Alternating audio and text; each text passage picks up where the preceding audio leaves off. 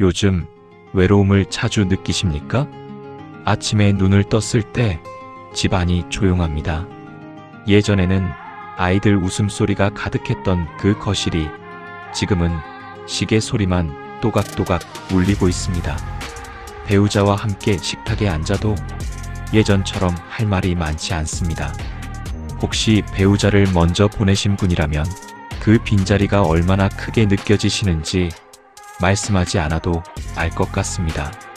자녀들은 각자의 삶이 바쁩니다. 전화가 오는 날이 점점 줄어듭니다. 명절에 잠깐 보는 것이 전부인 경우도 있습니다. 친구들도 하나둘 연락이 뜸해집니다. 어떤 친구는 건강이 나빠졌고 어떤 친구는 이미 세상을 떠났습니다. 그래서 문득 이런 생각이 듭니다. 나는 왜 이렇게 외로운 걸까? 이 외로움은 언제까지 계속될까? 남은 인생이 계속 이렇게 쓸쓸한 것일까? 오늘 저는 이 외로움에 대해서 이야기하고 싶습니다. 그런데 오늘 제가 드리는 이야기는 여러분이 예상하시는 것과 조금 다를 수 있습니다. 저는 외로움을 이겨내세요라고 말하지 않겠습니다. 사람들을 더 만나세요라고 말하지도 않겠습니다. 오히려 이렇게 말씀드리고 싶습니다. 외로움은 고통이 아닙니다. 외로움은 당신에게 찾아온 자유입니다. 이것은 약 200년 전 독일의 철학자 쇼펜하우어가 남긴 깊은 통찰입니다. 그는 평생 혼자 살았고 세상의 화려한 관계보다 고독 속의 사색을 택한 사람이었습니다. 그렇다고 그가 불행했느냐고 묻는다면 전혀 그렇지 않았습니다. 오히려 그는 이렇게 말했습니다. 혼자 있을 수 있는 능력이야말로 한 사람의 내면의 풍요를 보여주는 척도다. 오늘 이 영상을 끝까지 들으시면 외로움을 바라보는 눈이 완전히 달라질 것입니다. 외로움이 두려운 감정에서 오히려 감사한 시간으로 바뀔 수 있습니다. 편안한 마음으로 들어주십시오. 오늘 이야기는 여러분을 위한 이야기입니다. 여러분, 한 가지 질문을 드리겠습니다. 왜 우리는 혼자 있으면 불안해질까요? 왜 아무도 찾지 않는 하루가 오면 마음 한쪽이 허전해질까요? 그것은 우리 인간이 태어나면서부터 타인과 함께 살도록 만들어진 존재이기 때문입니다. 아기는 엄마 품에서 자랍니다. 아이는 친구들과 어울리며 세상을 배웁니다. 청년은 사랑하는 사람을 만나 가정을 이룹니다. 우리의 인생 전체가 누군가와 함께하는 것을 중심으로 설계되어 있습니다. 그래서 혼자가 되면 우리 마음은 본능적으로 불안을 느낍니다. 뭔가 잘못된 것 아닌가? 내가 부족한 것 아닌가? 사람들이 나를 잊어버린 것 아닌가? 이런 생각이 자연스럽게 떠오릅니다. 하지만 여기서 한 가지 중요한 사실을 짚어야 합니다. 혼자 있는 것과 외로운 것은 다릅니다. 이 두 가지를 같은 것으로 착각하는 순간 우리는 혼자 있는 시간 자체를 두려워하게 됩니다. 혼자 있는 것은 물리적인 상태입니다. 주변에 사람이 없다는 뜻입니다. 하지만 외로움은 감정입니다. 내 마음이 채워지지 않았다고 느끼는 것입니다. 사실 사람들 사이에 있어도 외로울 수 있습니다. 명절에 온 가족이 모여 있어도 내 이야기를 아무도 들어주지 않는다면 그때 느끼는 외로움이 오히려 더 깊습니다. 반대로 혼자 조용히 앉아 차를 마시면서도 마음이 평온하고 충만하다면 그것은 외로움이 아닙니다. 쇼펜하우어는 이 차이를 정확하게 꿰뚫어 보았습니다. 그는 이렇게 말했습니다. 사교적인 사람이 반드시 행복한 것이 아니고 혼자 있는 사람이 반드시 불행한 것도 아니다. 오히려 끊임없이 타인의 곁에 있으려는 사람은 자기 자신의 내면이 텅 비어 있기 때문이다. 이 말이 조금 날카롭게 들리실 수도 있습니다. 하지만 한번 가만히 생각해 보십시오. 우리가 누군가를 만나고 싶을 때 그것이 정말 그 사람이 보고 싶어서인 경우도 있지만 때로는 혼자 있는 시간이 불편해서인 경우도 있습니다. 텔레비전을 켜는 것도 사실 조용한 집안이 불편하기 때문인 경우가 많습니다. 전화를 걸고 싶은 것도 누군가의 목소리를 듣고 싶어서라기보다 침묵이 불안하기 때문인 경우가 있습니다. 이것은 외로움이 아닙니다. 이것은 혼자 있는 시간을 견디지 못하는 것입니다. 그리고 그 이유는 우리가 평생 혼자 있는 연습을 해본 적이 없기 때문입니다. 여러분, 생각해 보십시오. 우리는 태어나서부터 지금까지 언제 진정으로 혼자였던 적이 있습니까? 어릴 때는 부모님 곁에 있었습니다. 학교에 다닐 때는 친구들과 함께였습니다. 결혼 후에는 배우자와 아이들이 곁에 있었습니다.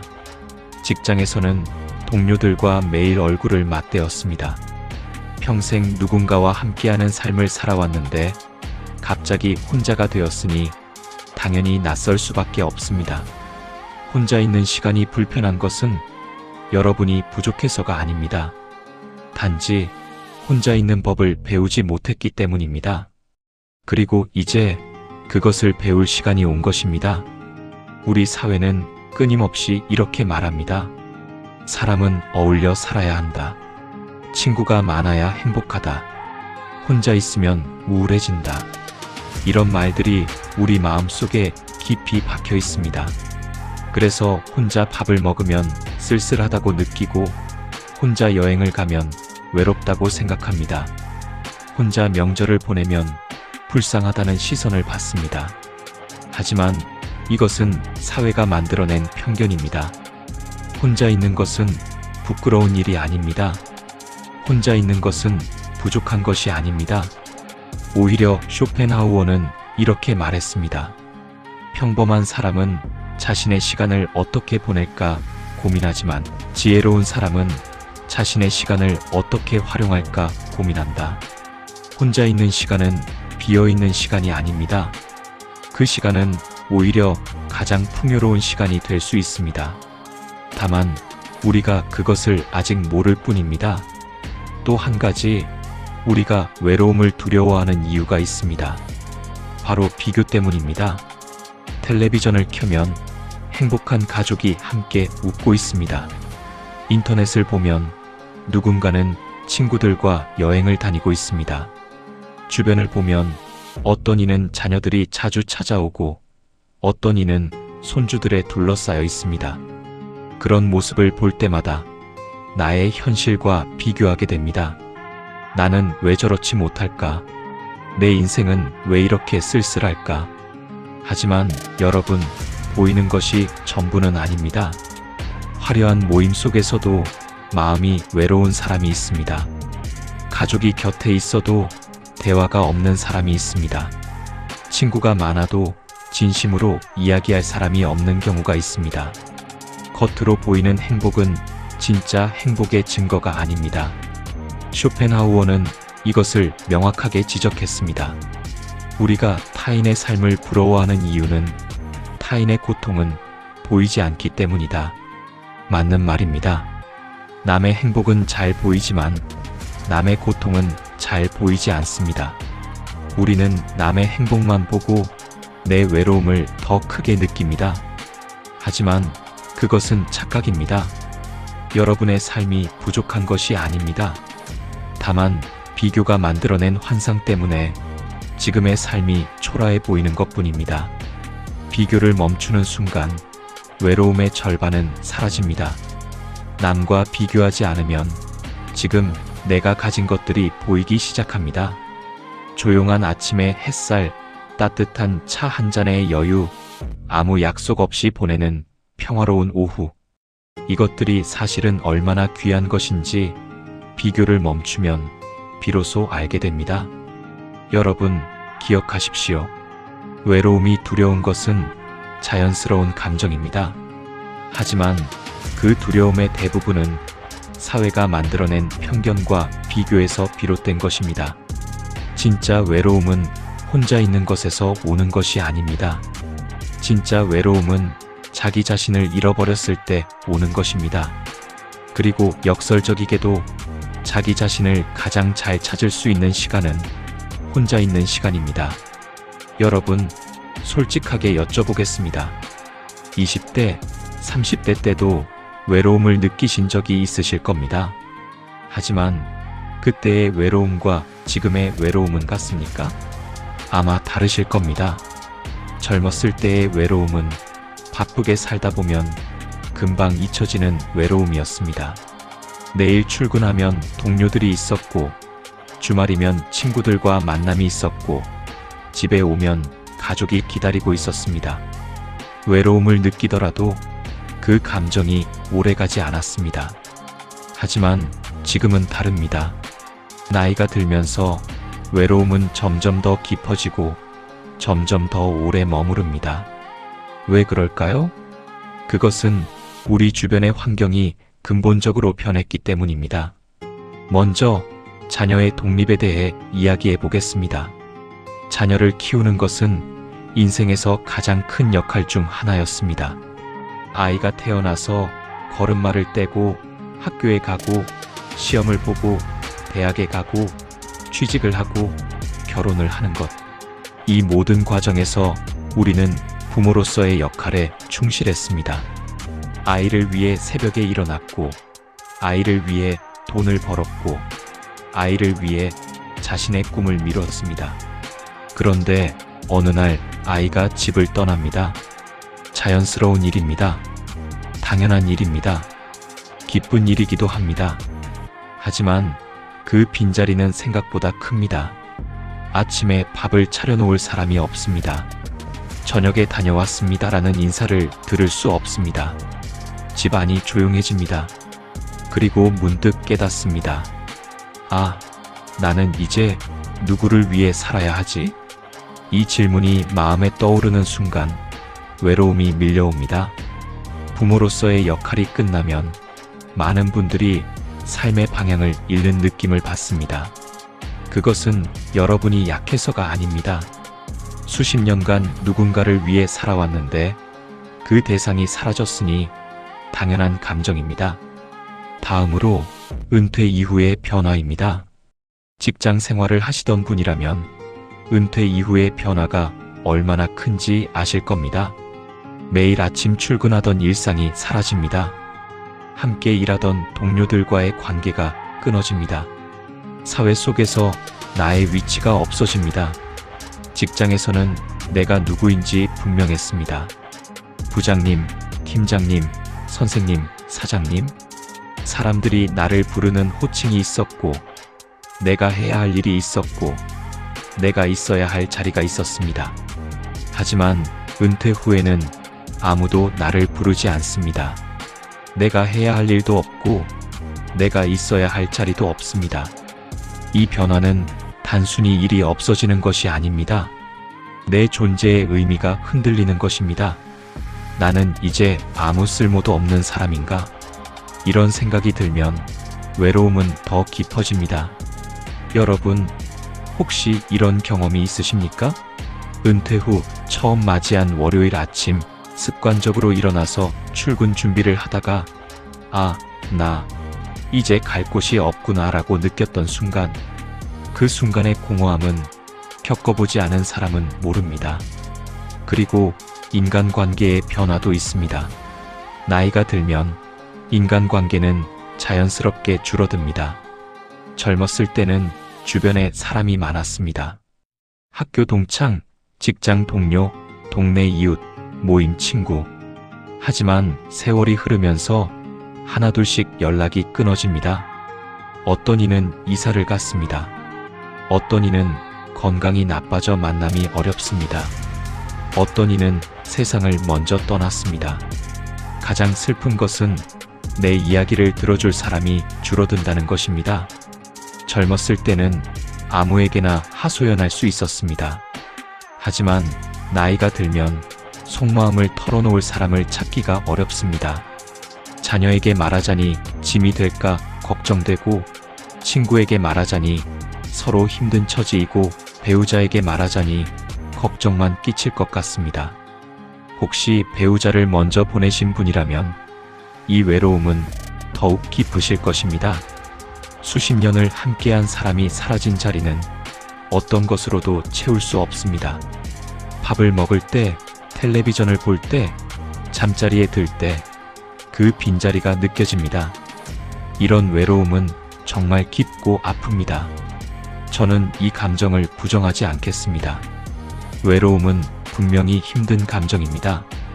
그것을 느끼는 여러분이 잘못된 것이 아닙니다. 하지만 오늘 제가 말씀드리고 싶은 것은 이 외로움 안에 숨겨진 다른 얼굴이 있다는 것입니다. 나이가 들면서 외로움이 깊어지는 것은 사실입니다. 하지만 동시에 나이가 들면서 우리에게 주어지는 것도 있습니다. 그것은 바로 자유입니다. 자녀가 독립했다는 것은 더 이상 누군가를 위해 희생하지 않아도 된다는 뜻입니다. 은퇴했다는 것은 더 이상 누군가의 기대에 맞춰 살지 않아도 된다는 뜻입니다. 관계가 줄어들었다는 것은 더 이상 불필요한 관계에 에너지를 쓰지 않아도 된다는 뜻입니다. 이것을 빈자리로만 볼 것인가? 아니면 새로운 공간으로 볼 것인가? 그것은 전적으로 우리의 선택입니다. 쇼펜하우어는 이렇게 말했습니다. 인생의 전반부에서 우리는 행복을 추구하고 인생의 후반부에서 우리는 고통을 회피한다. 그리고 고통이 없는 상태야말로 인간이 도달할 수 있는 최선의 행복이다. 나이가 들수록 외로움이 깊어지는 것은 사실이지만 나이가 들수록 그 외로움을 다룰 수 있는 지혜도 깊어집니다. 우리는 이미 수많은 고통을 이겨내고 여기까지 왔습니다. 결혼의 어려움도 이겨냈고 자녀를 키우는 고단함도 이겨냈고 직장 생활의 스트레스도 이겨냈습니다. 그런 여러분이 외로움 하나를 이겨내지 못하겠습니까? 아닙니다. 여러분은 충분히 강한 사람들입니다. 다만 외로움을 이겨내는 방법이 이전과는 달라야 합니다.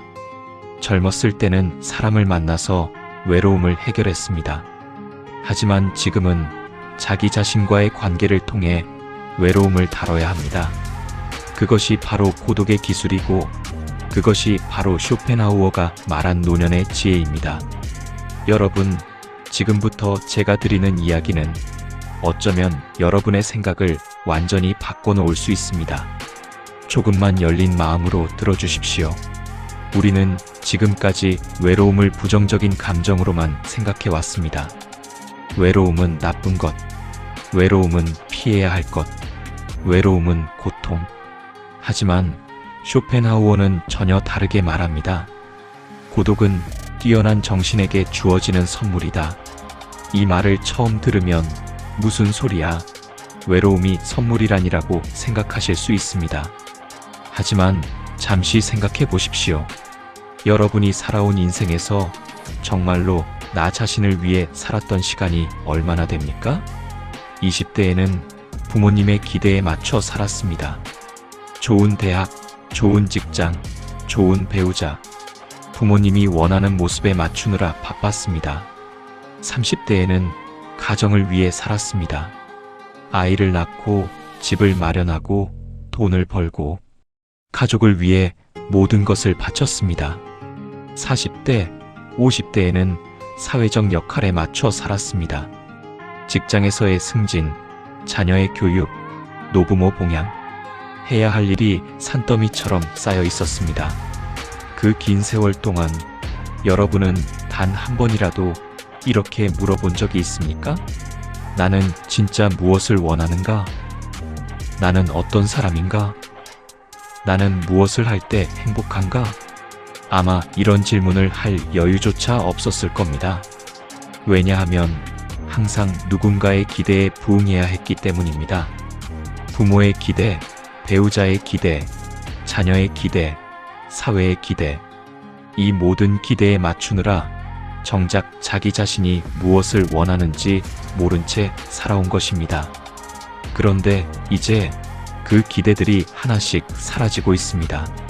자녀는 독립했습니다. 더 이상 아이를 위해 희생하지 않아도 됩니다. 은퇴를 했습니다.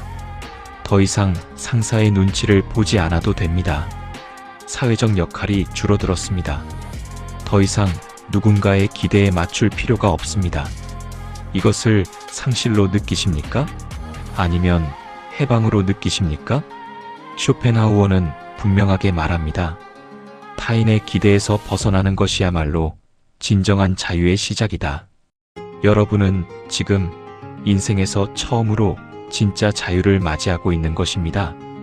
아무도 여러분에게 무엇을 하라고 시키지 않습니다. 아무도 여러분에게 어떤 사람이 되라고 요구하지 않습니다. 지금 이 순간 여러분은 온전히 자기 자신을 위해 살 수 있습니다.